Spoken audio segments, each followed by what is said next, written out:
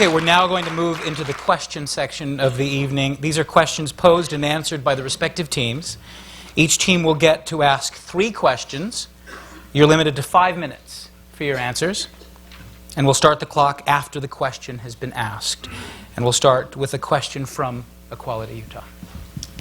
So in each of the hearings on our bills, the Sutherland Institute has suggested that the Common Ground Initiative will lead Utah down a slippery slope.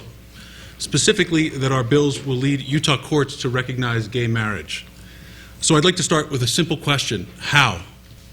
One of the problems, of course, with the idea of common ground is that in many ways courts have cut that common ground out from under us. I mean, there have been people for many years who've argued that there may be ways that we could provide protections to people without undermining marriage. The courts don't seem to see it that way. Will's brought up the court's decisions in Massachusetts, Connecticut, and California, in which those courts have looked at specific provisions such as domestic partnership registries or sexual orientation discrimination laws, and said that those were evidences of either that the state's not very serious about its policy of favoring marriage as a way of bringing together men and women in the interest of creating the future, or on the other hand, and sometimes both at the same time, that these bills create a new legal classification, sexual orientation, that would then be deserving of special heightened judicial protection.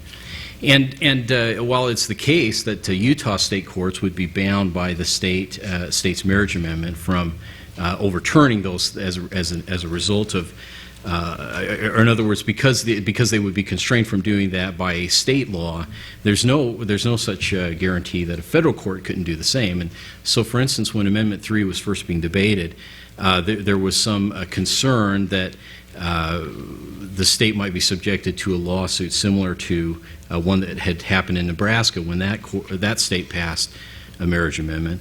That was not a state court decision; it was a federal court action, and the degree to which the state endorses the idea that there is a specially protected class called sexual orientation, or that children don't need a mother and a father, but that they're essentially interchangeable, as Paul's described.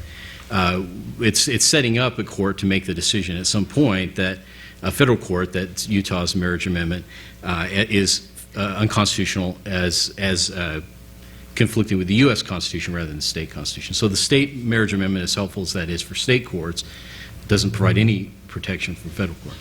If I might add something as well.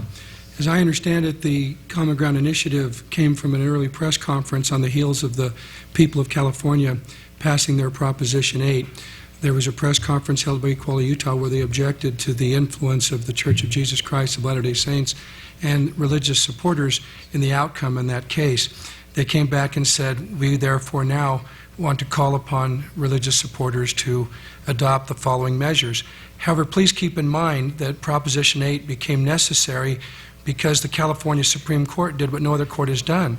It was unprecedented. It was radical. 4.6 million people in California had previously passed the first sentence of Amendment 3, saying that marriage is simply the legal union of a man and a woman. No other equivalent would be permitted through use of synonyms or substitutes, although actually in that state the legislature circumvented the will of the people, and they promptly began in 1999 through a series of legislative enactments, created a parallel system, creating domestic partnerships. Vermont used the term civil unions.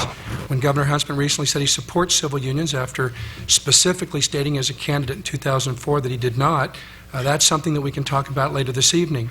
But the point is that the people voted for it, the legislature circumvented it, and then the court came back and they stated, right in their opinion, they said that rather than be accused of judicial activism, they said, we feel that we must do this because the legislature has adopted over the past decade what they called the culmination of a gradual expansion of rights for same-sex couples to the point that now same-sex marriage must be judicially embraced.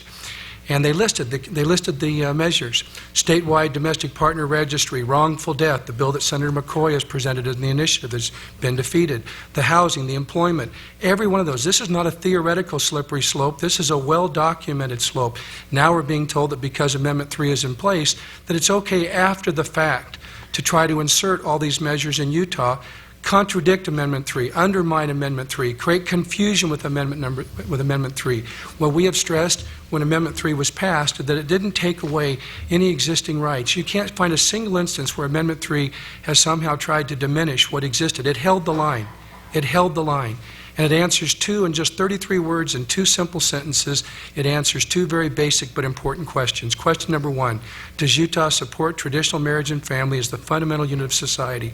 Question number 2, is Utah opposed to same-sex marriage or its equivalent under some other name? By the vote of the elected representatives of the people and the people themselves, the answer to both propositions is yes. Lastly, let me just say this. It'll come up again and again. You're out of time, but... Thank you. Just one sentence. I assure you, the greatest empathy, the greatest compassion, the greatest respect for all people, but it's not contingent upon agreeing to everything that's proposed whenever it's proposed. We have to have these principled discussions. Okay, now